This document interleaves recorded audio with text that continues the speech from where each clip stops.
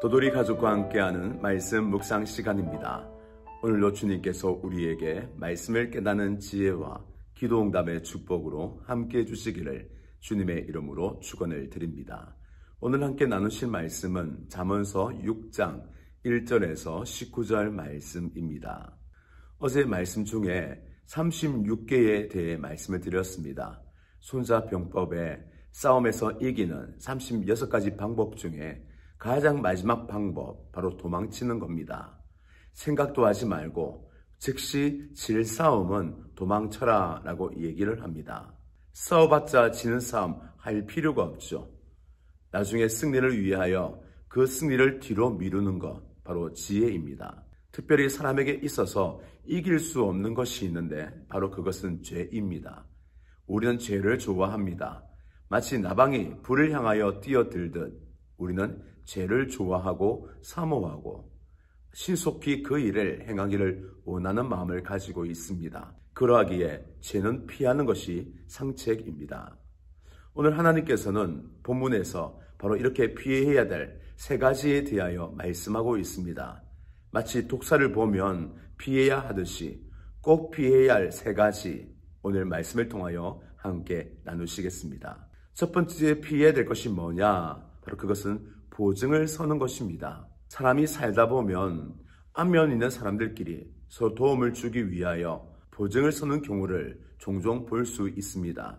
우리나라는 2012년에 연대보증이라는 개인이 개인을 보증하는 이 제도가 사라졌습니다. 얼마나 피해가 컸던지 정부에서 앞장을 서서 바로 그 제도를 폐지한 것이죠. 그러나 얼마 전 제가 데이터를 보았는데 12년 이전에 보증선 일로 인하여 아직도 수백만의 사람이 고통을 당하고 있다라는 이야기를 들었습니다.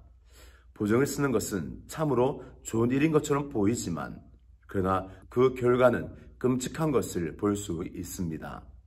오늘 솔로몬, 이 지혜자는 자신의 아들에게 바로 보증 쓸 것을 피하라라고 얘기합니다. 만일 내가 보증을 썼다면 급히 가서 어떻게 하든 좋은 말로 보증 쓴 것을 폐지하도록 하여라. 보증 쓴 것을 무효화시켜라 라고 요구하고 있습니다.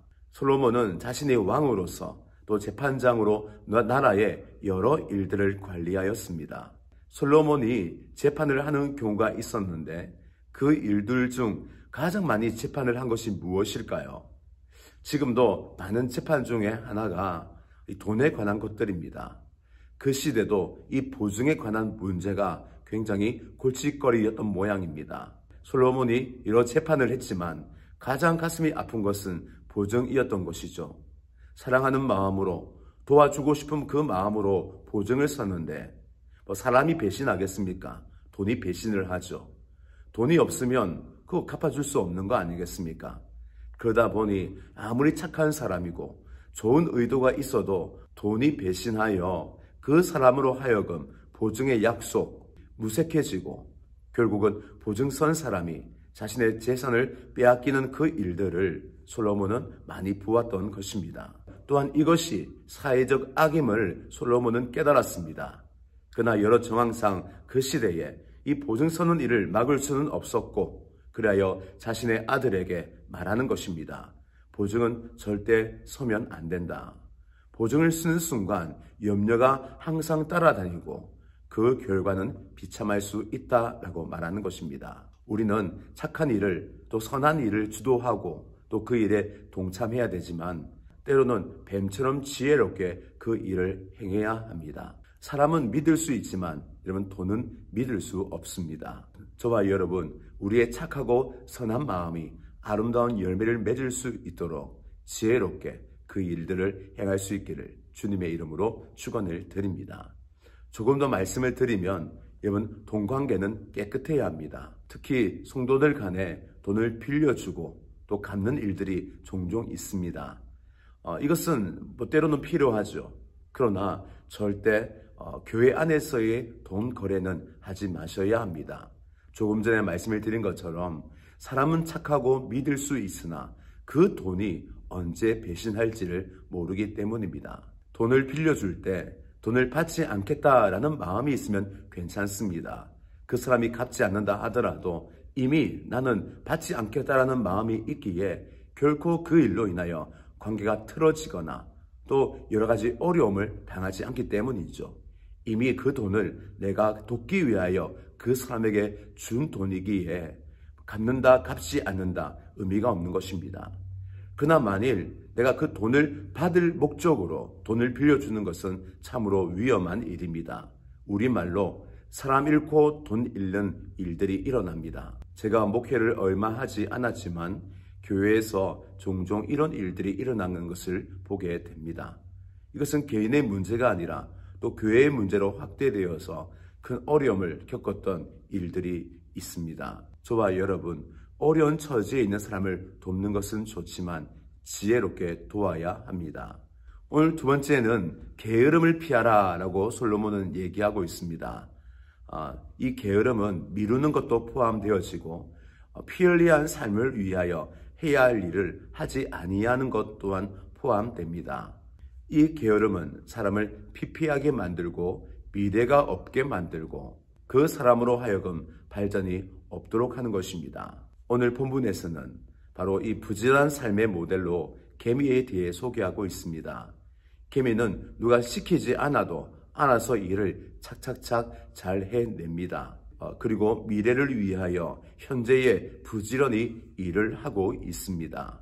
그리고 개미는 쉬지 않고 움직이는 그 모습을 보여주죠. 오늘 지혜자는 우리가 이 개미를 통하여 그 부지런함을 배워야 할 것을 말합니다. 게으른 자의 특징이 쫓기는 삶입니다. 왜 쫓기느냐? 그가 일을 하기 싫기 때문에 미루다가 결국은 마지막에 그 일을 하죠. 그러면 일이 쫓기게 됩니다. 여러분, 일은 주도해야 합니다. 일을 주도할 때 일은 쉽게 되어지고 일을 주도할 때에 그 결과가 좋은 것이죠.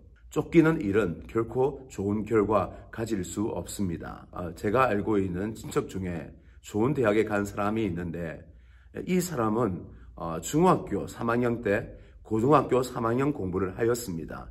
미리 공부하고 미리 준비했죠. 남들이 다 놀 때 놀지 않고 그 미래를 준비하여 열심히 공부했습니다. 당연히 1등은 놓치지 아니하고 우리나라에서 제일 좋은 대학교에 갔습니다. 그 형이 얘기하더라고요. 공부는 미리 하면 쉽고 나중에 하면 어렵다. 공부는 미리 하면 1등이지만 나중에 하면 꼴등이다 라고 얘기를 했습니다. 모든 일이 이렇지 않을까 싶습니다. 저와 여러분, 일에 쫓기는 것이 아니라 일을 주도하며 사는 부지런함을 가지기를 바랍니다. 그러려면 미루지 않고 계획을 세워서 부지런히 미래를 준비하며 일해야 하는 것이죠. 세 번째, 지혜자인 솔로몬은 그 자녀에게 악한 습관을 피할 것을 요구하고 있습니다. 자녀들에게 많은 유산을 물려주는 것 좋지만 가장 좋은 유산은 바로 이 습관입니다. 좋은 습관을 가지고 있으면 그 인생 절대 망하지 않습니다. 대부분 성공학에서는 그 사람의 습관을 보면 미래가 보인다라고 얘기합니다. 그 습관이 그 사람의 운명을 좌우하는 것이죠. 그리하여 하나님께서도 오늘 우리에게 말씀하십니다. 악한 습관을 버려라 라고 말합니다. 특별히 7가지에 대하여 말씀하고 있습니다. 교만한 눈, 거짓의 혀, 무죄한 자의 피를 흘리는 손, 악한 괴교를 꾀하는 마음, 악으로 달려가는 발, 거짓말하는 망령된 증언, 형제 사이를 이간하는 것. 사실 이 모든 것들은 사람을 망치고 관계를 파괴하고 우울하게 만들고 부정적으로 만드는 습관들입니다. 이 습관들 외에도 많은 습관이 있겠죠. 그러나 오늘 이 나쁜 습관, 우리 인생을 파괴하는 악한 습관을 오늘 솔로몬 지혜자는 버려라 라고 얘기하고 있습니다. 오늘 저와 여러분이 이 말씀을 볼 때 버려야 될 나쁜 습관 가지고 있지는 않습니까? 그 습관이 내게는 좋게 여겨지고 또 편하고 익숙하게 느껴지지만 만일 그대로 살아간다면 여러분의 인생은 그 습관의 결과물이 될 것입니다. 어찌 보면 게으름이라는 것, 그것도 습관이죠.